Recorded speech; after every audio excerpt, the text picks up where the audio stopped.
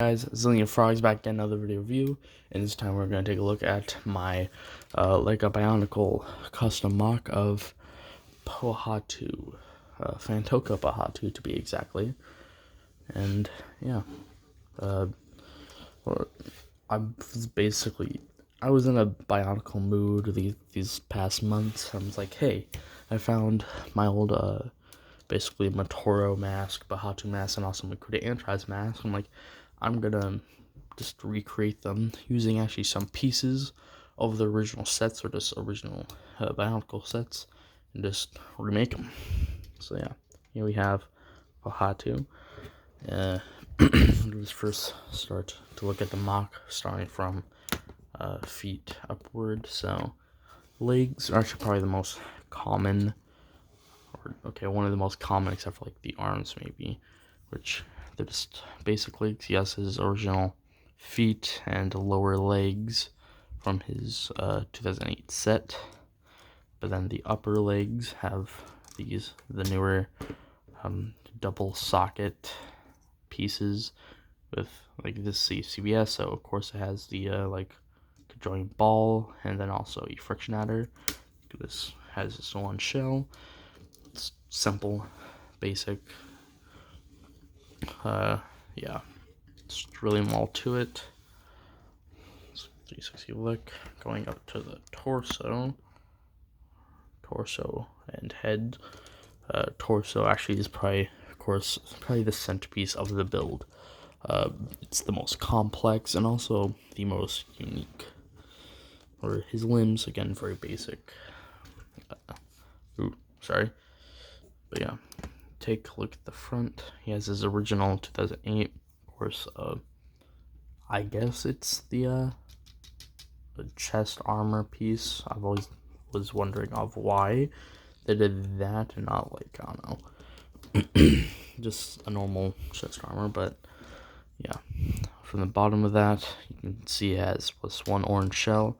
This orange shell is actually wedged in there. It's on, I always forget what to call this piece. It's a 1x3 Technic thing with like a half socket, not socket but ball right there. It's actually wedged in between this basic armor, like this body armor piece.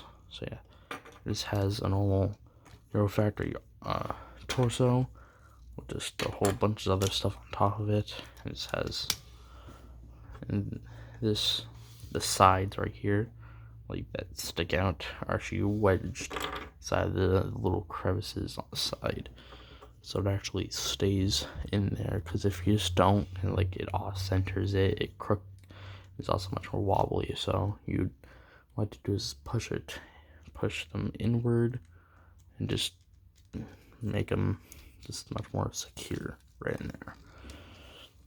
Let's go into the back of the torso. You can see how the shoulders are attached. I don't really know how to explain it, but it's on it's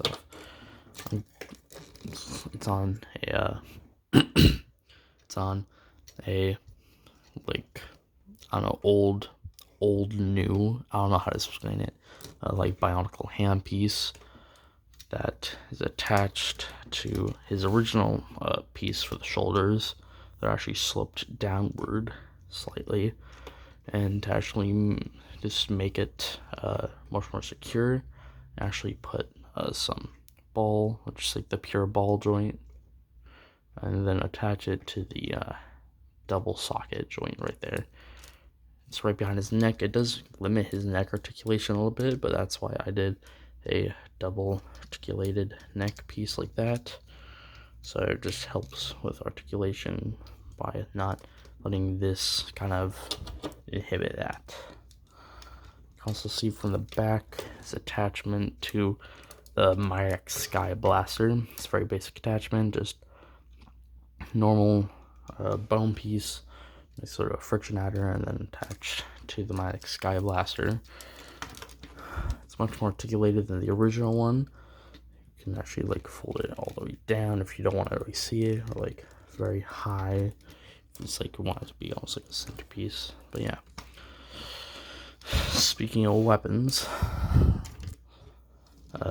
Both his arms, again, very basic, just really just normal construction for the arms, just 2 shell pieces, hand piece, and then just a shell on top of that.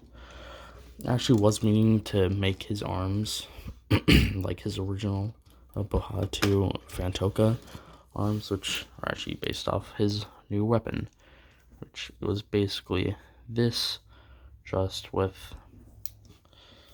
a ball joint attachment that attached all the way to the kind of like lower arm assembly. Like this was basically his hand, was this like weird claw piece, and he used it as like a rotor, I guess, like helicopter rotors. But I tried to do that, I didn't like how it looked, honestly, so I'm just like, hey, I'm just gonna give him normal arms, or normal arms and hands, and then just make at least one of them kind of like a like spinning shield weapon, I guess. Can also be just normal claw, but yeah, you just spin, because this is attached to a very long axle, so it spins when you turn this, and actually spins pretty well.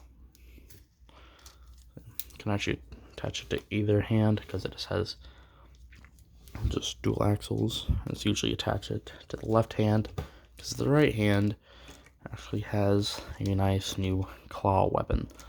This claw weapon, I tried to make it based off his original Pohatu Nuva form, with his like little claws that can actually like pinch. These can't really pinch, just the way they're oriented and the way they're molded as well. But I just thought that he, like, this is like a brand new generation, or like if they were to reboot the entire Bionicle universe, but like keep like all like the new sets just upgraded, this is what it would be like. And he kept like his claw weapon from his new form. So yeah, head wise, already looked basic. His normal mask, normal headpiece, kind of like just Motoro, and just, yeah, very basic. Articulation wise, again, just 3 in the legs, 3 in the arms, except he is not a victim anymore of those like 2008 like really weak ball sockets, just because he's using the new Hero Factory ball sockets with some old pieces from Bionicle, but all the old pieces don't have anything socket wise on them, so he's much more sturdy, stable. I think not quite as squat, which I do kind of like my Pohatu to be a little, like same with my Nua, like a little squat, but he is a little bit taller, you know. I do think a bit wider just because of how the shoulders were constructed. But yeah, that's pretty much it for Pohatu Phantoka remodeled version. The last, or not, well, the last Toa of this series. I do have, of course, like I said, Mukuda and Traz, which is going to be coming next week. So as always, I am Hazilian Frogs, asking, like, comment, and subscribe, and I'll see you guys next time.